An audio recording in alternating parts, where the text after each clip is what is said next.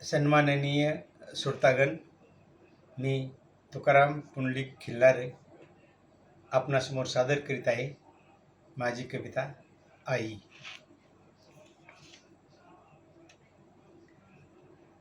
आई मला सोडून, आई मला सोडून, दावीने मांडवाला गच्च बांधून मिरच्या वेचायची. आई मला सोडून, दावीने मांडवाला गच्च बांधून मिरच्या वेचायची. सारे अंग काट्यांनी सावरून धरायचे. ढिगाला मिरचीच्या अश्रूंनी आवरायचे. मंजूळ कंठाने कर्कश व्हायचे. आई हरणासारखी कान टवकारायची. झडकरी येऊन पान्हा द्यायची. एकदा म्हणे काय घडले, मी खूप रडलो. दावीने ओरबाडलो. इवल्या इवल्या हाताचे लाल चुटूक रक्त कोणाच्या न गावचे धरतीने प्यायचे. आईच्या सोबतिनीचा जीव खालीवर व्हायचा. पात लांबवर नेलेल्या आईचा हात त्यांनी धरायचा. मला दाखवायचे आणि मग आई मग आसू शिंपडून चिकटलेले रक्त पुसून काढायची. वडिलांना संतापून अद्वा तद्वा बोलायची.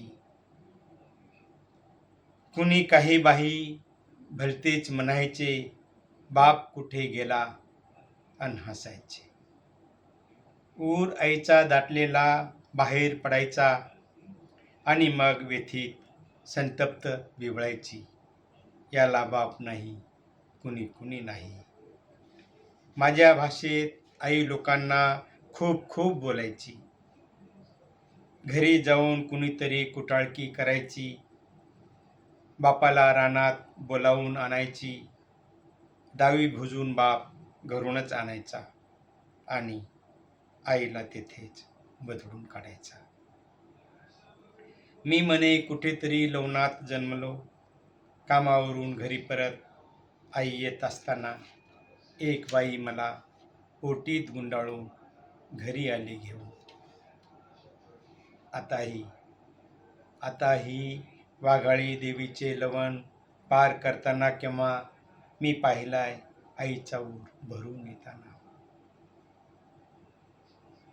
वाघाळीवर अश्रुषेक करताना मग माझेही डोळे वाघाळी देवीला छाया देणाऱ्या विशाल झाडाकडे, तिच्या अवतीभोवतीच्या न घडवलेल्या दगडांच्या मूर्तीकडे अभिमानाने पाहत राहतात.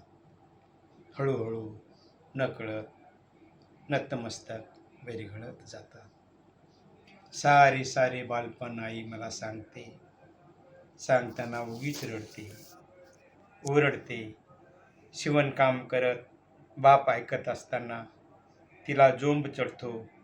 बाप मारायला उठतो. पटकन मी उठून धरतो. हातातील काठी हिसकावून घेतो. आईकडे मी पाहिले तर मारले नसले तरी तिच्या डोळ्यात पाणी तरळते. माझ्या पिल्या मनात मला कुरवाळीत बसते. कधी कधी आईला मी खूप रागावतो. कधी आईला मी खूप रागावतो. काय नेहमी घरात भांडण म्हणतो. ती मग रडते.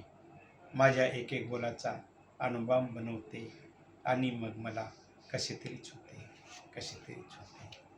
नमस्कार. आता माझी आई नाही, वडीलही नाही.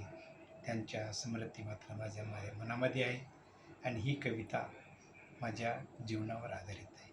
कशी वाटली अवश्य सबस्क्राईब करा. धन्यवाद.